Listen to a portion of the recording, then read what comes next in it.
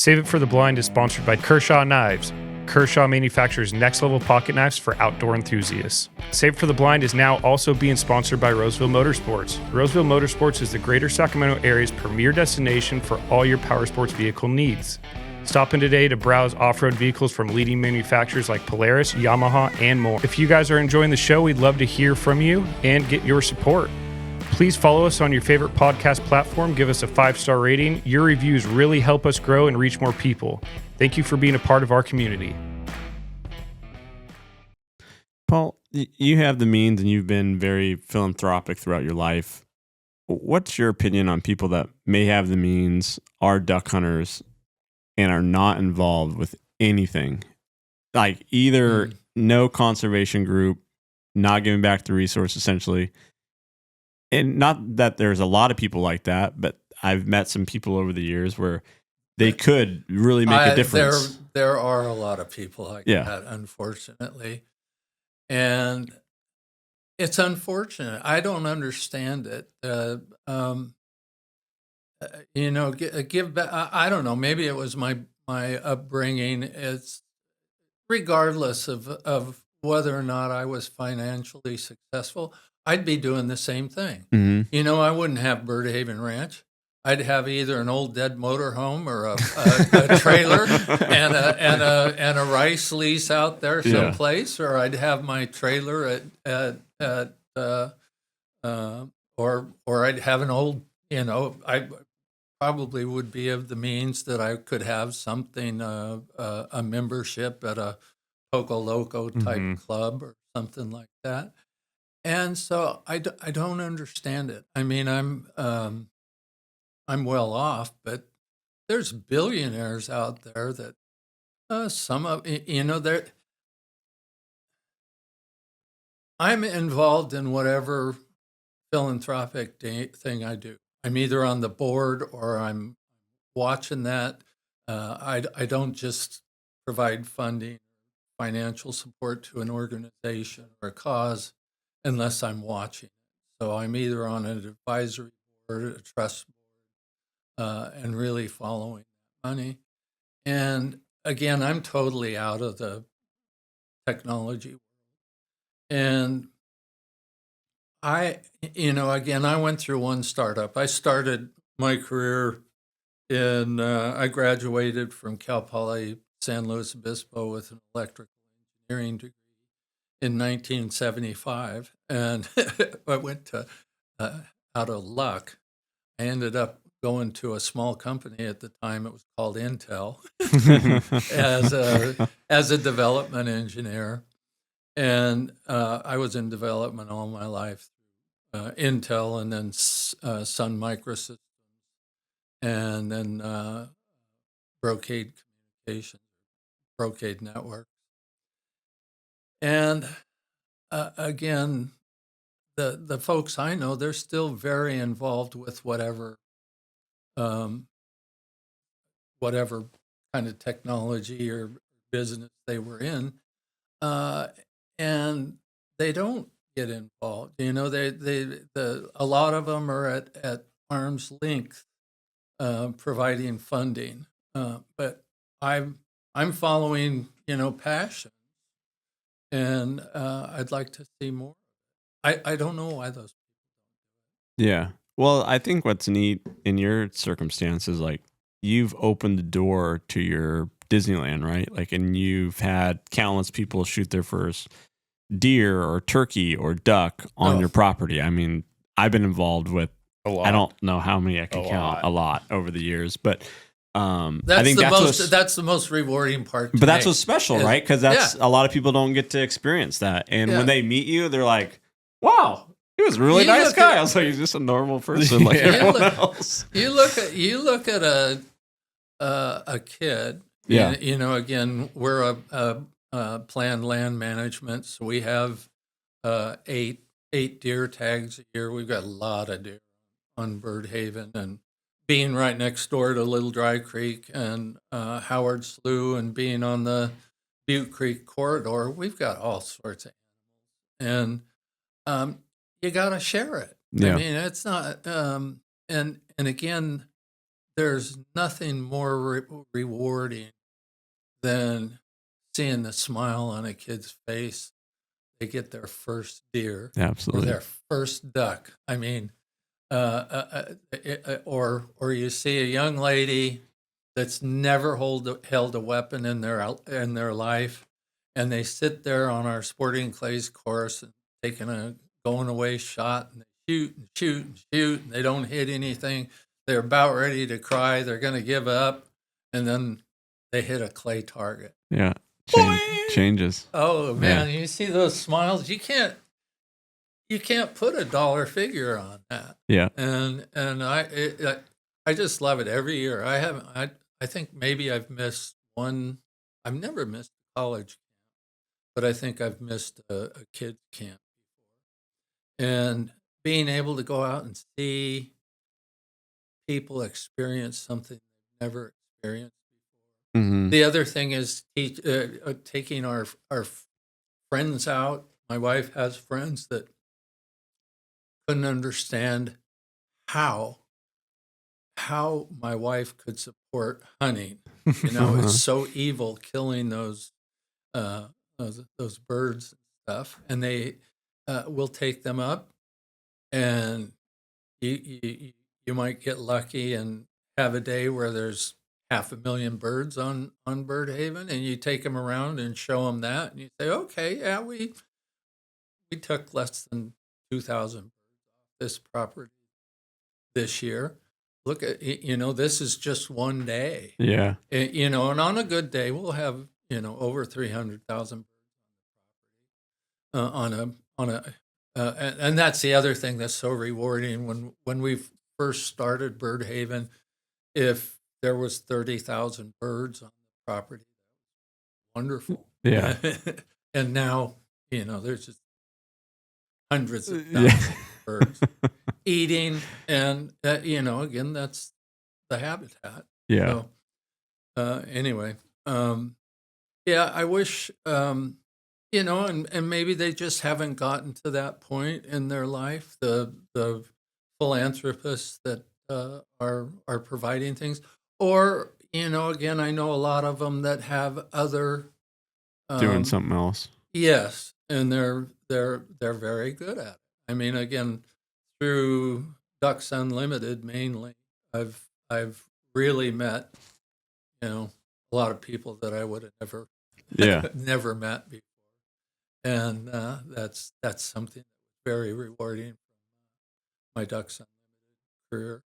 Can you speak to that and the commitment you made as being the president and what that entailed? And it entails a lot, and I got to tell you, that is my presidency at Ducks Unlimited is probably the thing that I'm most proud of, and it is a huge commitment. To become president, you have to come up through the ranks of Ducks Unlimited. Again, I started in the WAT board. The WAT board is really, where I met other financially well-off folks, CEOs of major corporations. Gosh, I have the privilege of hunting with Vice President Cheney on one side of me and Justice Scalia on the other side of me. Oh, nice. And, I would have never had that opportunity without Ducks Unlimited. But you have to work your way up. So I got hornswoggled into it, actually. Isn't that how it always happens? Yeah. I don't remember what year it was, but, yes, it was probably 2004 or 2003. There was, in Ducks Unlimited, there's the event side, and then there's the conservation side. And in the events, there are regional vice presidents that report to flyway vice presidents. And we had a situation where between cycles, the Western, the flyway vice president and the regional vice president decided to resign. And Dan Thiel, who is secretary for Ducks Unlimited, and the COO of the WAT board. He was in development at the time, I believe. He calls me up and says, "Hey, we need some leadership out in California, and would you mind stepping in until convention and being a regional vice president and helping out the event side of California?" Oh, sure, because we're gonna vote in a new vice president in June, and I think this was like March or something like that. And they didn't tell me they were going to vote me in. Little trial run. Gosh. Yeah, trial run. So, unfortunately, from Ducks Unlimited standpoint, back in the Eberhart days, Bob Eberhart was a president of Ducks Unlimited back in the 80s, and he was the CEO and owner. Their family, the Eberhart family, owned the Bank of Stockton. And back in the 80s, California was the leader for Ducks Unlimited from a fundraising standpoint. And I don't think it's ever been matched. California brought in $8 million In the 80s? in the 80s. Wow. Dang. Oh, that's big money now. Oh gosh, yeah. No, we've never matched it. I mean, we've gotten it back up to $3 or $4 million, but the Eberhards did a wonderful job of that. So anyway, at that time, I think California was down to the 300,000, 400,000 in event money. Was very, very poor. And so for 2 years, I was the regional vice president.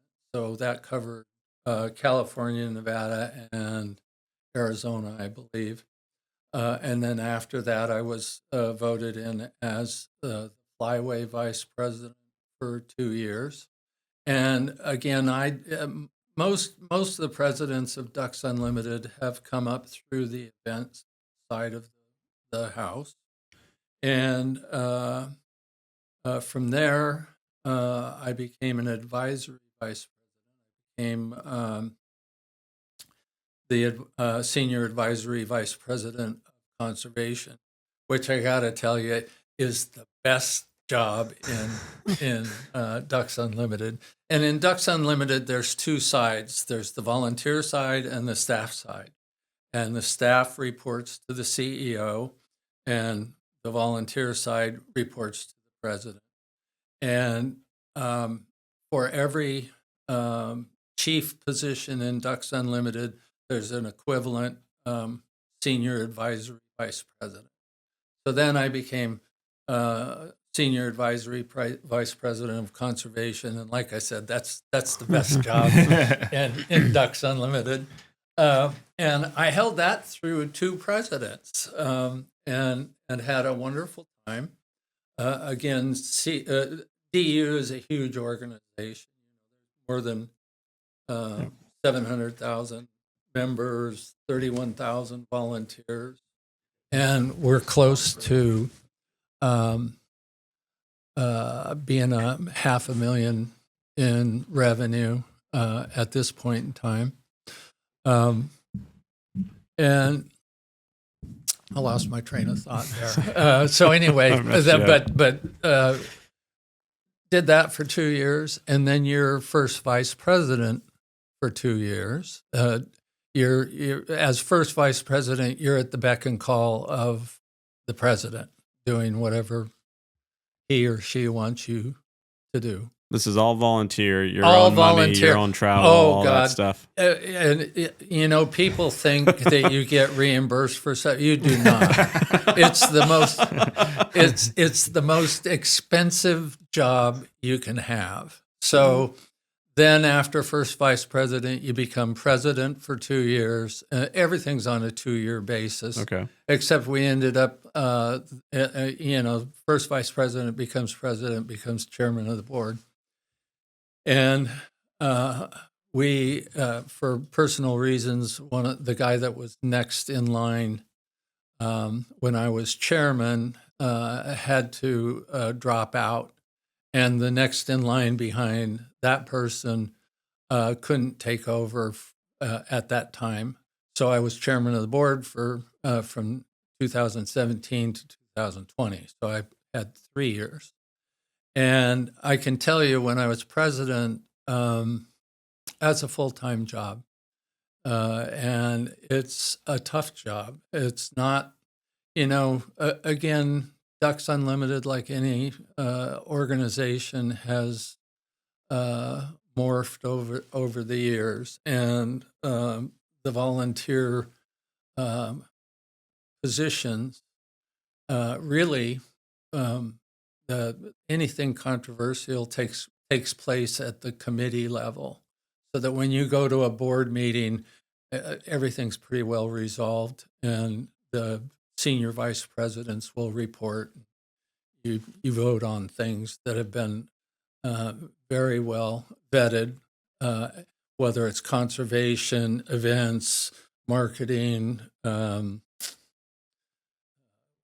all the other chiefs. Everything is very well vetted before it ever comes up in front of the board. And so it's a huge commitment. You've got these committee meetings to go to. And that's what makes both CWA and Ducks Unlimited so powerful, is it's the volunteers. It's the people that are there. We have you guys have, and we have, Ducks Unlimited has huge influence when it comes to, for DU's case, things like the Farm Bill, where we get a lot of money, that's where the conservation money comes from. And CWA with the California legislature, Henley and company have a lot of pull in Sacramento, and that's where the money is. And so anyway, I went through that whole thing. And then once I was president, and even as first vice president, my kudos go out to anybody that's been president of the organization, because it is a huge commitment. When I was president, my wife tells me I probably did somewhere between 80 and 90,000 miles a year of travel. And I look at the D. Now I was fortunate enough; I had my own plane, so it wasn't too bad. But it was very expensive. Yeah. And no, we did not get reimbursed for any of that. Although I did get taxed. But I look at the presidents now. I look at Bob Squirrel. And they're doing this all on commercial travel. And I put in 80 to 90,000 miles a year going to conventions, state conventions, going to the big galas, going to board meetings, going to committee meetings. A lot of work on major donors. Again, that's another thing that Birdhaven did for a long time, was hosting and trying to develop major donors. Did that for both CWA and Ducks. So it was a very hard job. And again, it's working with an NGO is very different than a private business. What I've found through I've been fortunate enough that I've worked in private industry. I spent some time working with the government when I was at Sun Microsystems. I was one of the founding members of what was the federal division. So I spent 2 years working with the government. That's a different kind of business. So NGOs are one type of business, government's another type of business, and then universities are yet another type. They all work differently, and then private industry. And it's a huge challenge, and it's motivating volunteers is much different than motivating somebody that works for you. Yeah. And that was a learning process. But again, I think DU did it right, because you don't become president of that organization unless you've come up through the process and learned what it's like to work with an NGO. How do you motivate volunteers, employees? Very different. Yeah. Very, very. Paul, can you speak to what Brocade is and how that started? Sure. And that whole process of being an entrepreneur? Sure. So again, I'm an electrical engineer by trade, and I've always been in development. I actually started at a small company that went bankrupt. I had at Cal Poly, you have to do a senior project, and I had sold my senior project, which was a traffic queuing meter for determining if you change a stop sign into a stoplight. And that company went belly up. So you sold it to a company and then went to work for them? Yes. Okay. I was hired by them to modify it and commercialize it from a prototype to a real device. And I had done that for Caltrans, an old family friend. I was born in San Luis Obispo. Yeah. And a family friend was the regional traffic engineer for Caltrans. And so that's what I did my senior project on. And he said, well, I can pay for the product, or you can go to this company and sell it to them. And so I chose that, and they gave me a job, and they were basically a distributor for traffic signals out of Santa Clara, and it was a downturn at that time. It was 75, and just turned into 76, and a guy that worked there, we both got laid off, and he kind of took me under his wing, and I blanketed the Silicon Valley with my resume, and got lucky enough, because this was I don't know if they called it a recession. Yeah, it was a recession at the time, at least in that in the electronics world, and I ended up getting a job with Intel, because Intel had a college program, and Andy Grove and more, those guys were sharp guys. Even though they were having a downturn, they would always hire college grads, keep the young kids coming into the organization. And so I had a very smart director at the Memory Systems Division that hired me under the college program. He said, when did you graduate? I said, well, I walked in June, but I didn't graduate until my senior project was done in September. He says, great, you're within 6 months. I can hire you as a college grad. So I started at Intel, and at that time, a megabyte of mass storage for an IBM 370 computer from IBM was $500,000 from solid state memory. They actually still had magnetic memory back then. Donuts, little magnet donuts. So we sold it for for $250,000. So it was a good business. But anyway, I went from Intel to another small company, and that one made some drastic mistakes. I was there for a couple, 3 years, developing a Unix tower. That was all the rage at the time. And then after the third or fourth layoff, where I was doing the laying off, I laid myself off and went to Sun Microsystems. And at Sun, I had a great career. I was 2 years at the federal division where we took Sun products and made them for specific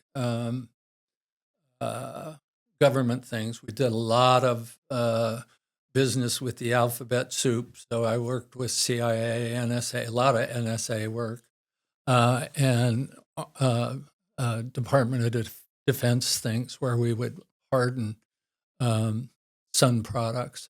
Then I went over to the main part of, I couldn't handle working the government. It was different. And I transferred over to Sun Microsystems proper and was responsible for all peripheral products except for printers. And so my expertise, just through what I had been doing, was storage, main storage and mass storage. And I continued that, having peripheral products. I spent most of my time working on mass storage devices. And I also had all of the, what do you call them? I call them alphabet soup, UL, CSA, all of the regulatory bodies in my organization at Sun. But I spent most of my time on mass storage and developed my development group, my development team developed the very first fiber channel, commercially successful fiber channel product. So at that time, the fiber optic stuff was always an order of magnitude faster than Ethernet. So that became the cloud.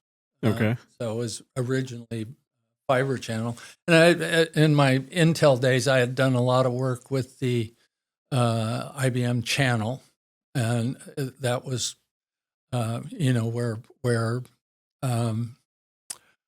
two computers could share the same storage. Oh, interesting. Okay, so my career at Sun hit the glass ceiling. So we had another division, Sun Interactive, where my team had developed the very first video server, and we were ahead of our time, unfortunately. And I had done that, and I had applied to be the vice president of development of engineering for Sun Interactive, and I did not get that position. And I had just finished this project for them with my own resources and beg, borrow, and stealing from every department of Sun. And so I went, oh, okay, I'm not gonna go any further in this organization. And so I started looking for startups because I had gone through Sun and I had gone through Intel, where I think at Intel, both at Intel and Sun, they were under $100 million in revenue when I started at them, and went way into the billions while I was, there.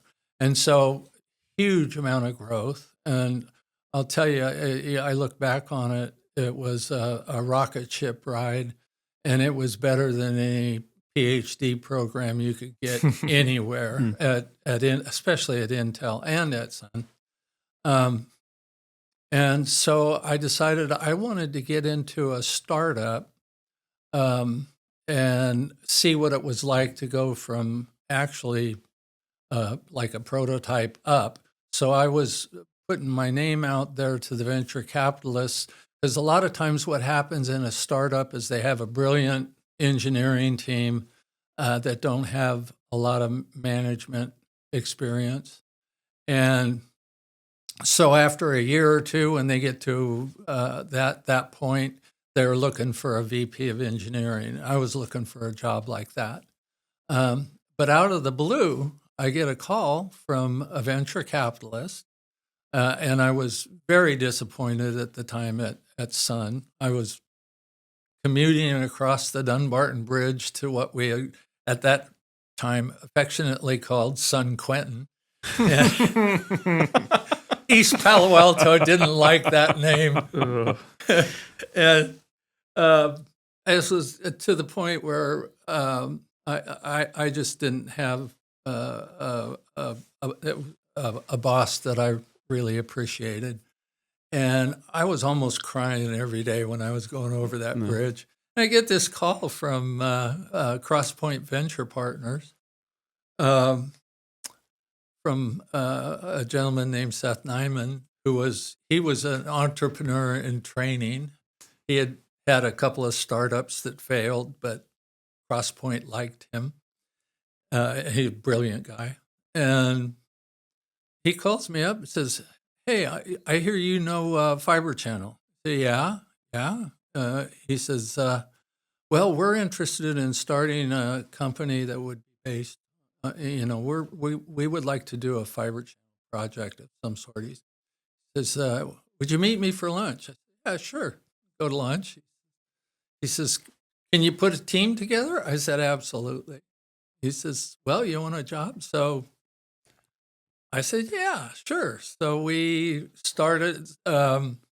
We decided there were Kumar Malavali was at HP at the time. I was at Sun, and Seth, and another guy from HP that was a marketing kind of guy got together, and we spent a couple of months putting together a 13-page business plan on how to do storage area networks, which is code word for the cloud. All the storage behind your computers is on a storage area network. I don't know what they're on now. It's probably, I think it's InfiniBand, but I don't know. At the time, it was Fiber Channel. So it turns out that in storage, and this was 1995, if you have, say your MasterCard, you have to have your systems built up to handle Black Friday. So you've got to have these huge storage devices, mass storage on the back of at the time, mainframe computer. And then the rest of the year, they're only using 10% of it, 20%. So with a storage area network that was run on Fiber Channel at the time, you could share storage. So now you could have 10 computers using one EMC storage array, as opposed to having an EMC storage array on each one. So by having this shared device, you end up with reliability, number one, because you can mirror everything, and that's where the huge value comes from, is the software that goes along with the storage. So Brocade was very successful because it cut the operating expense of a company, in half, maybe, their storage, or less. And in addition to that, through the software that we provided, you could you take care of your capital expense, rather, for the storage, and then you could take care of your operating expense by cutting your staff in half, because you had software that would control this stuff. One person could control an awful lot of computers and storage versus what it used to take. That's why it was so successful. And we had some really brilliant people there, and I owe them a lot. Exciting news. Our hunt program is now accepting applications for spring turkey and pig hunts. Visit calwaterfowl.org to apply today. We're also offering free mentored turkey hunts at Sacramento National Wildlife Refuge and Delavan National Wildlife Refuge, an incredible opportunity for new hunters to gain hands-on experience in the field. Camp registration is now open. If you have a young hunter looking to obtain their hunter education certificate, we offer 4 2.5-day camps designed to provide hands-on learning and certification. These take place June through July. While you're there, don't miss our free membership deal. Purchase a membership and receive a free Realtree sweatshirt while supplies last. You can also apply for hunts, purchase tickets for upcoming events, and show your support for waterfowl conservation. Some of the upcoming events are Bishop and Dixon Banquet, March 15th, Stockton Banquet, March 20th, Brentwood East County Spring Fling, March 22nd, Placerville Banquet, March 22nd. Don't miss out. Visit calwaterfowl.org now. When you started, how small was the company, and when you finally got out, how big was it? I was employee number 1. There was an employee number 0. That was the kegerator. And actually, it was the spookiest time of my life. So here I am. I was a director level engineer at Sun Microsystems, making a very, very good, upper middle class kind of salary. We had we had motorhome, we had a nice house, kids going to college or getting ready to go to college. Very comfortable living, and I cut my pay. I've got kids looking at college. I've got expenses. I've got a mortgage. Yeah. And I cut my salary or my total compensation package probably into a fifth. I can tell you I was probably making $500,000 total, through stock options and stuff at the time, which was high in those days. And down to $100,000. And it was like Sandy and I got on top of El Capitan at Yosemite and jumped off the cliff, never experiencing parachuting or anything, and here we're doing free dive. hope the parachute opens, and boy did it ever! It was a hell of a ride. So I had put together a team of my top folks from Sun Microsystems, top software guy, top systems guy, great. And I knew if I had those guys, the technology would be successful. And we went from, in that first year, I think we got up to the first year and a half, probably 135 people. 125 of them were in engineering, maybe 100, I don't know. When I left, during my time at Brocade, it got to the point where engineering, I had taken engineering from nothing up to about 800 people. And for us to continue on, we really needed to have expertise at the Oracle level, at the big database level, and that wasn't me. And so I decided to replace myself as VP of engineering, and I became first time I've become an individual contributor since maybe 1976, 78, from management. Oh, that was nice.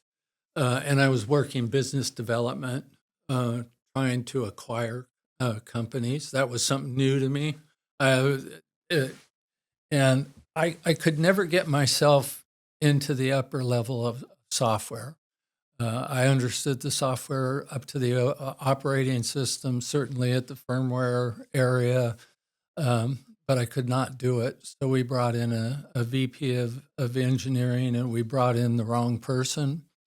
And we went through explosive growth at that time. I think worldwide we had maybe 4,500 employees, and this is 2000. I don't know, 2003, somewhere in there. And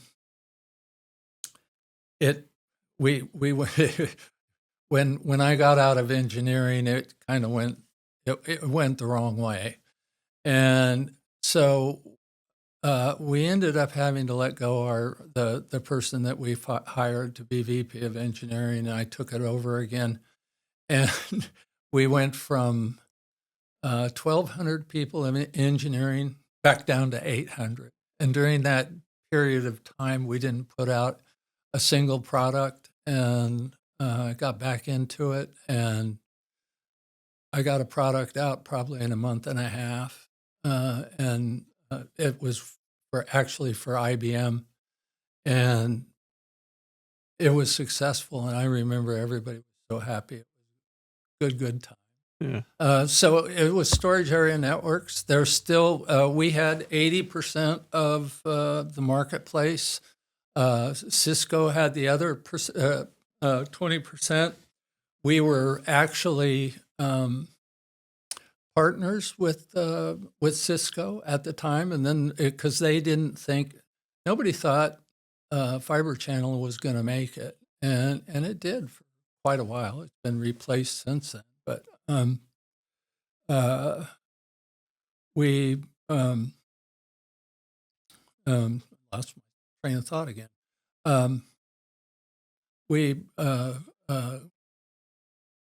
got back. We had 80% of the marketplace. Cisco had 20%. Cisco was going to buy us.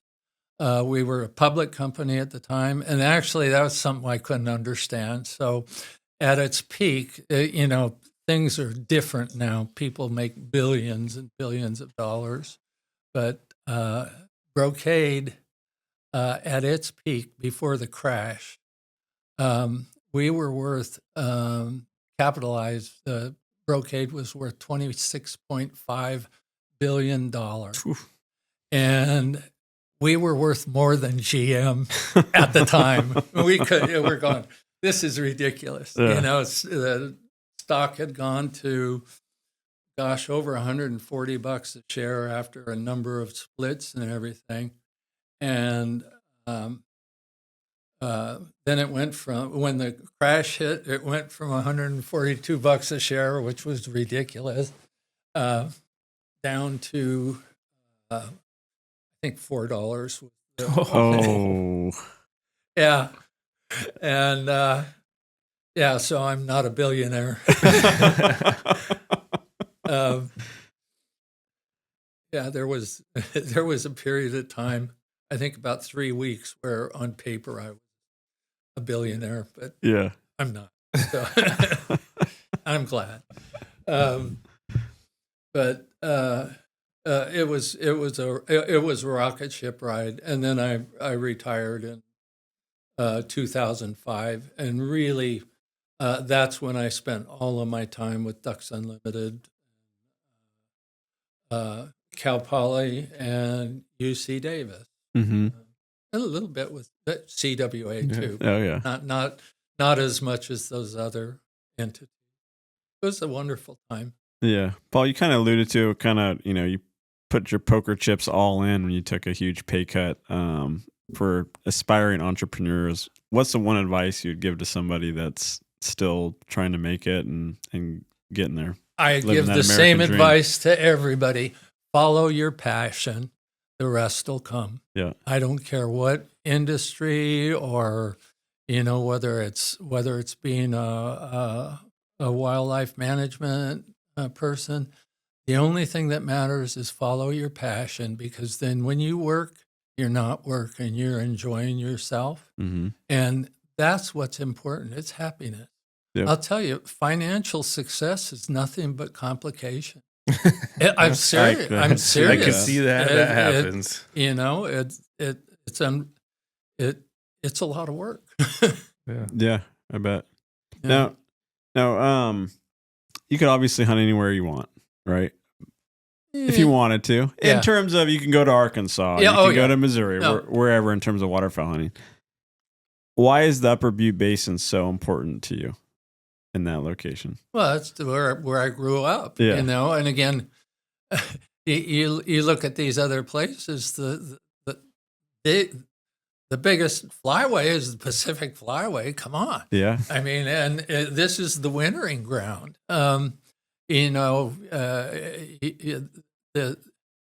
You can find the equivalent in the Mississippi Valley, the alluvial valley in Arkansas and Louisiana. It's all different. Mhm. It's here because this is where, my roots are. Mm-hmm.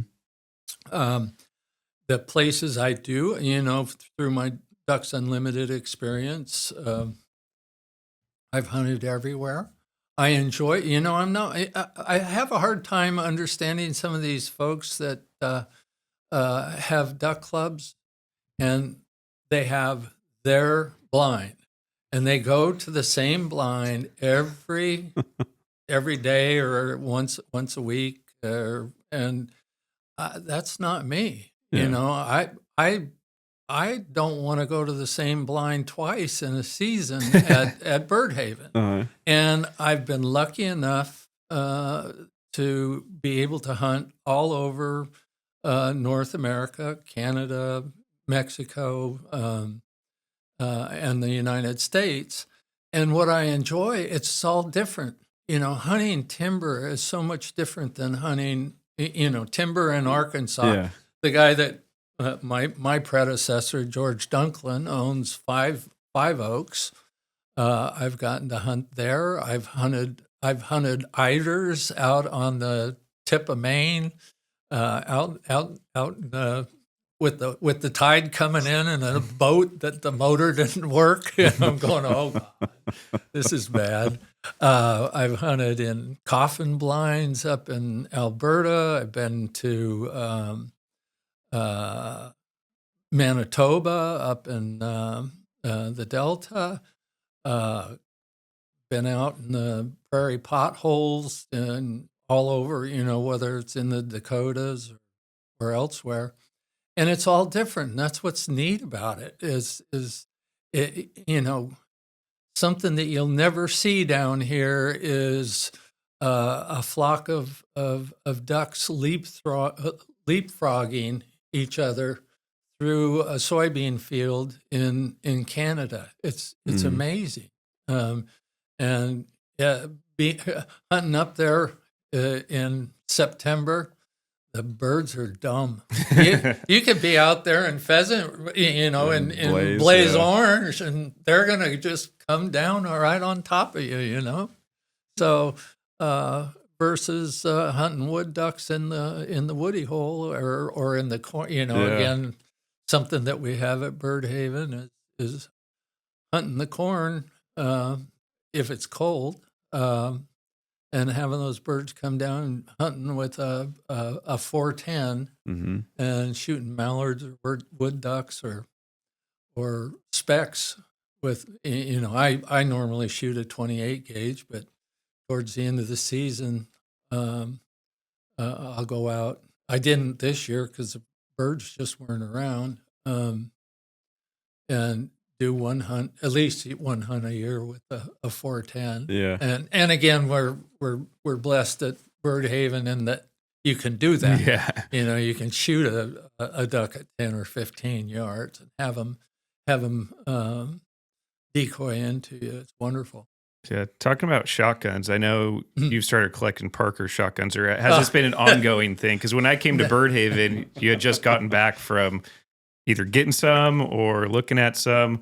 What's your fascination with Parker shotguns? It wasn't that happened this year. So, so that's a new passion. Yes, and that happened. Actually, my first Parker shotgun was I picked it up in. It's actually a Parker reproduction, a 20 gauge side by side, and we were at the Alaska State Convention. I think it was the very first convention I went to. And we were in Anchorage, and we were walking around. Sandy and I were walking around. And, oh, there's a gun store. And there in the case was a Parker reproduction, a 20 gauge Winchester. Parker was purchased by Remington and then ultimately given license. Remington gave license to Winchester to build their actually the same gun. Okay. And that sat in my closet forever. I shot it maybe half a box of shells out of it, and it sat forever. And then this year up at Highland Hills, I go to Highland Hills, which is a upland game lodge, beautiful place, highly recommend it. And I went up with a good friend of mine who's also my attorney, who is another shotgun collector, not a Parker collector, but his buddy that came with us is a huge Parker aficionado. And at the same time, this was in November of this last year, 2024, Ducks Unlimited in November always has what they call an online auction where they open up the vault, and that's the gun vault. And they had the very first item on the auction was a Parker 16 gauge Parker Packmeyer Invincible. So in Parker world, there were, and a beautiful gun. What year is that gun made? 1928. Oh, wow. So Packmeyer, who is, the Packmeyer recoil cushion. Okay. Packmeyer was down in Los Angeles. He was extremely good. He was a master gunsmith. And what he would do would take Parker, like a 28 Parker, 1928 Parker, and he would do gunsmithing stuff to it, probably do some trigger work, whatever. But then he would hire one of the master engravers and take those guns and turn them into what was called an invincible. So there's grades of Parkers from a V grade to an A1 grade, and then there's the invincible. There were 3 invincibles made, 2 12 gauge and 1 16 gauge. Those 3 guns are in the NRA museum, and they're probably worth $1 million or more, but they had beautiful engraving on them, and they're just wonderful guns. So Packmeyer would take these guns, and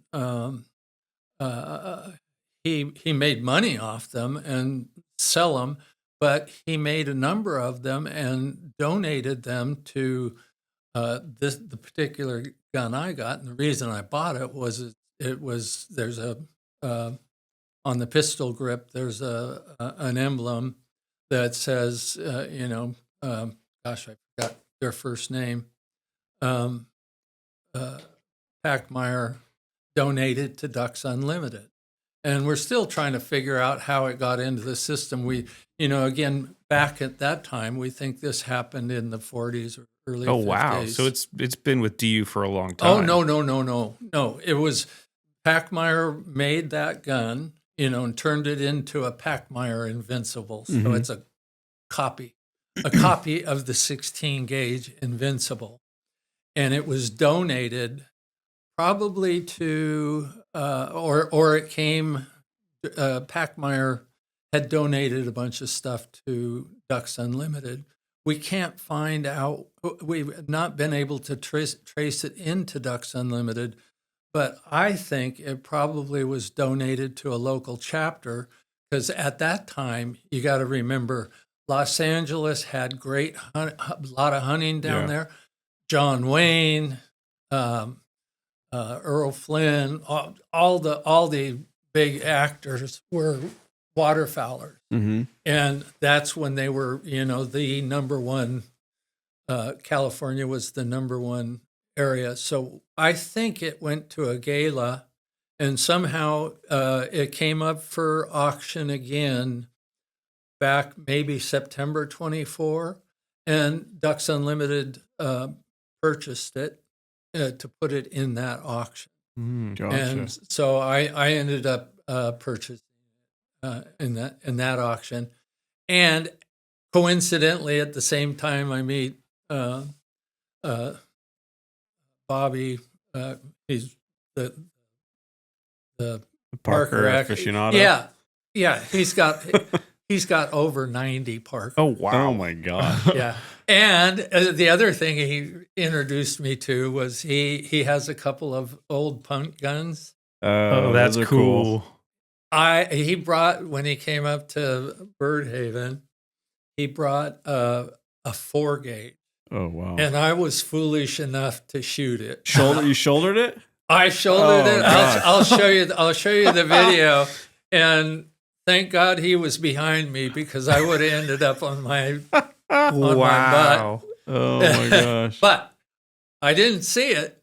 But I shot I got it pulverizes the clay target that I shot Yeah. at. So we were shooting light loads.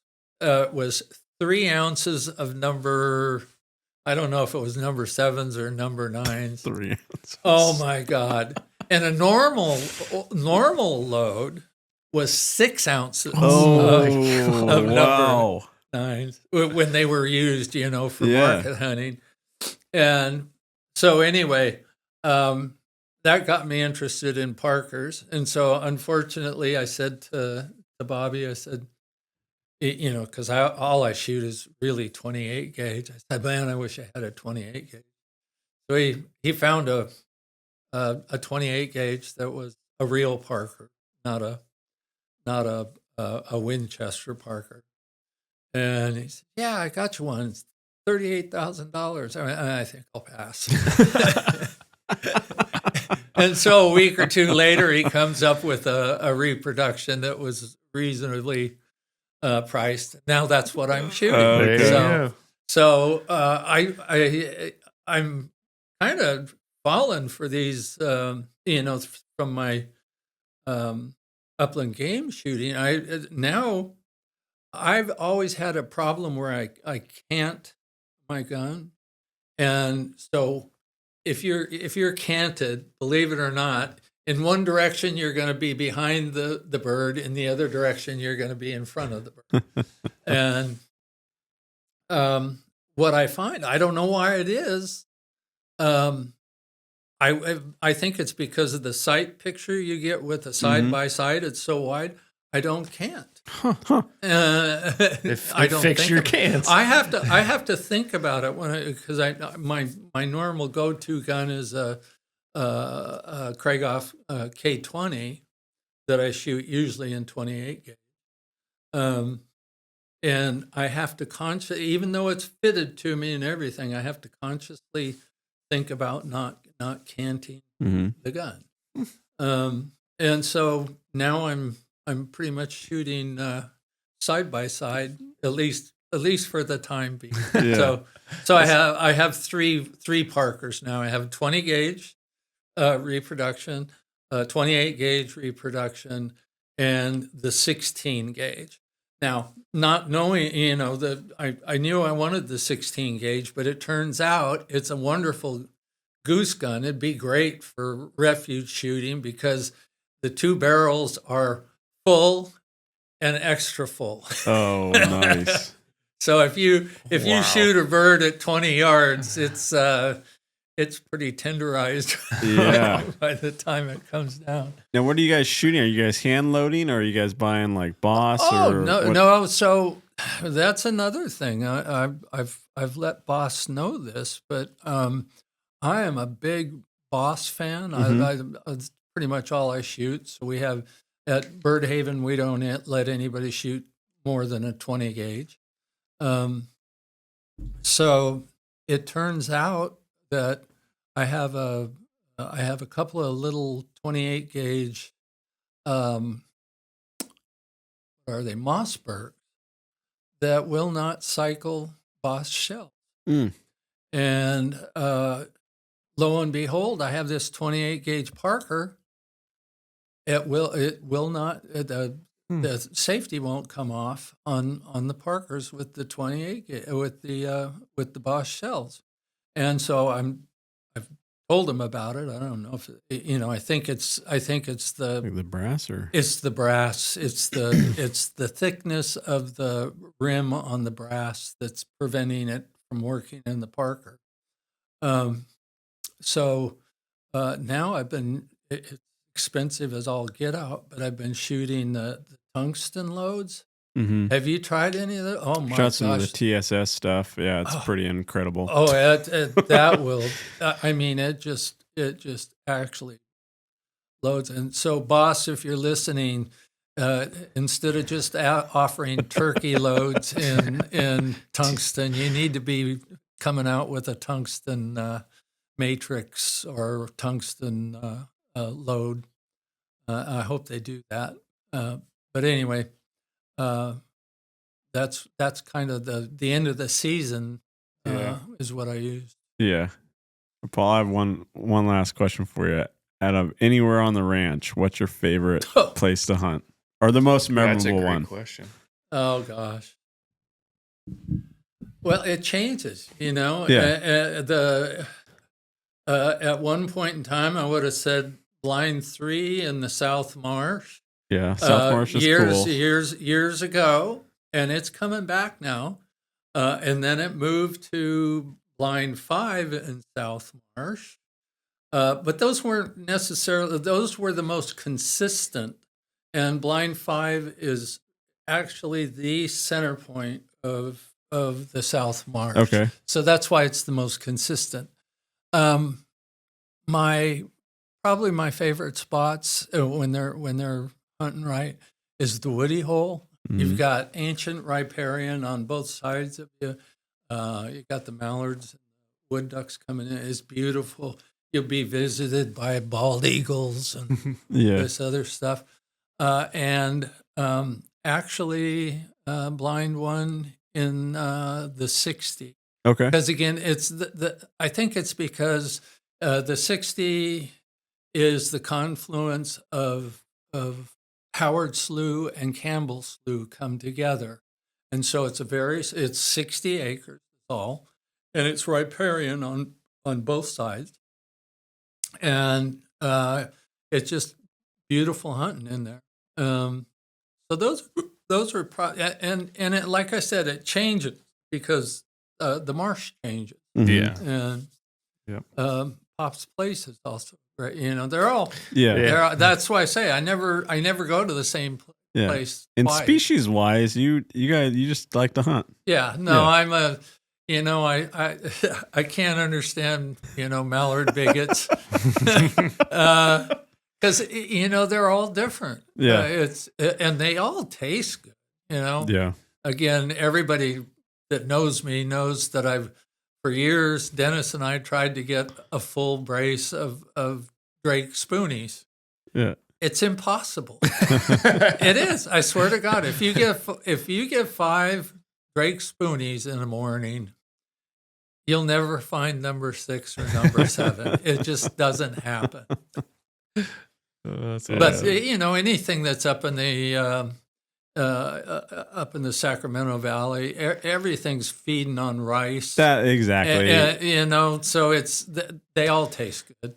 Yeah, I've never been able to blindfold do the species Taste test, test, and this is a mallard, this one's this. And I haven't seen anyone that can do it. So, some species get a little bit of hate over others, but not warranted, especially up in the Sacramento Valley. Yeah, they're all the same stuff. You know, there are different challenges. I mean, it's beautiful having a sprig or a mallard coming into you with feet out. And actually, my favorite bird now is specks. Mm-hmm. You know, speckled belly geese. They just they work great. They decoy in. You get a good caller with you. I'm terrible caller. So, you get a good caller bringing them in, and they just get their feet out. That's wonderful.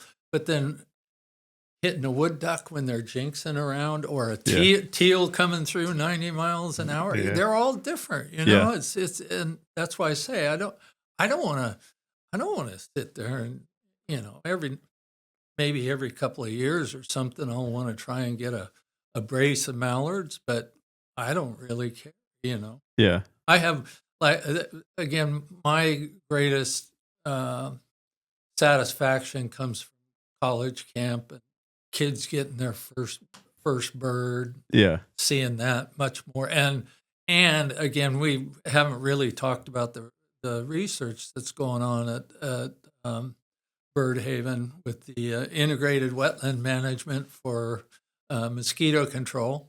If you put that into YouTube, you'll find John Vion, our PhD candidate.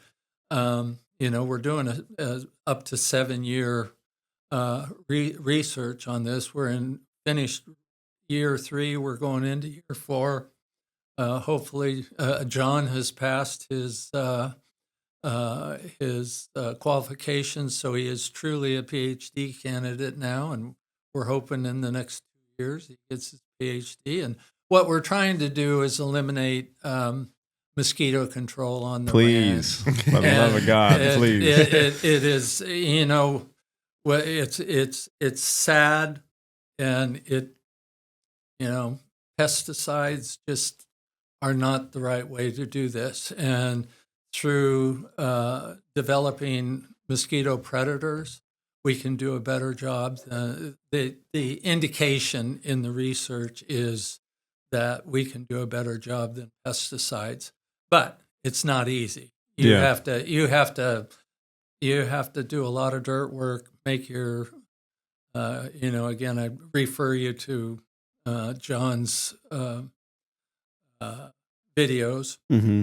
I'll tell you how to do it. But what's happened is we here in California, we have a Mediterranean climate, and we've turned it 180 degrees out of phase. Mm-hmm. And so if you match a Mediterranean climate, have your water come up and down, you make lots of invertebrates that love to eat mosquito larvae. And so we generate beetles and dragonflies and that kind of stuff. And the preliminary indication is it does as good, if not a better job than pesticides. And it leaves a lot of food for the critters. Everything. That's what's hard on a wetland manager side. I mean, you're trying to provide habitat and do all these things, and you get hit with a big bill. When you put a larvicide out on it, it kills everything. Yep. And unfortunately, it takes up to 21 days to get a dragonfly, and it only takes 5 days to get a mosquito. So unless you have those predators already there, right, you're going to lose. So anyway, it's working, and we're having a lot of fun. Good. We don't need the spraying or them flying over one day before opening day. Yeah, we had that. We had a aerial spray. Oh, at Butte Creek Island Ranch. It was 2 days before opening day. 3 days. It was Thursday. Opening day was a Saturday, and it was very well populated. It was pretty stuffed, and plane came over and just blew everything out. Yeah. And I was sitting there, and I was like watching it happen, and just a cloud of ducks get up and just go, and I was not happy at the and it's it's very expensive. Yeah, it is. Again, that's another huge expense at Bird Haven. But Yeah. we're doing the science. We've got 800 acres under. This is unheard of. 400 acres of test and 400 acres of the old. Was it control? Yeah, control. Control. 800 acres of control, and we're working with Butte County Vector Control, cooperating with us.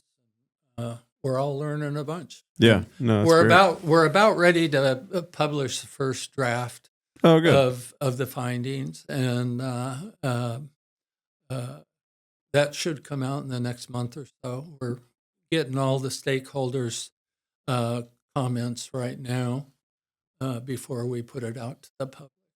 Nice. We'll have to get John on here and talk about Yeah, it. that'd be See what good. he's doing. Yeah, no, I was going to ask you guys if you wanted John or Andy in here. I would suggest that you do that for sure. This would be a good podcast. I think so. And I would have Andy and John in here at the same time. Yeah, it's a great idea. It's hopefully the best management practices will be able to change them. And again, you got to change your topology and stuff of your wetlands and how you manage them. So it'll take years and years and years to disseminate out into the refuges and stuff. But I'm hoping, that's my goal, is to make this available to people. Yeah. So that we can do it naturally. We can take care of the mosquitoes naturally as opposed to with pesticides. Yep. Absolutely. Well, Paul, we'll probably leave it with that. I want to say thank you so much for coming on, being a leader in conservation. I think your story is amazing. And I just want to touch about, you just letting people onto your property, giving back to the hunting community. So as a hunter, I just want to say thank you for that. And thanks for joining us. Appreciate it. It's been fun. Yeah. Thank you. Thanks, Paul. You bet. Thank you for tuning in to this episode of Save It for the Blind podcast. You can find our podcast on Apple, Spotify, or wherever you listen to your podcasts.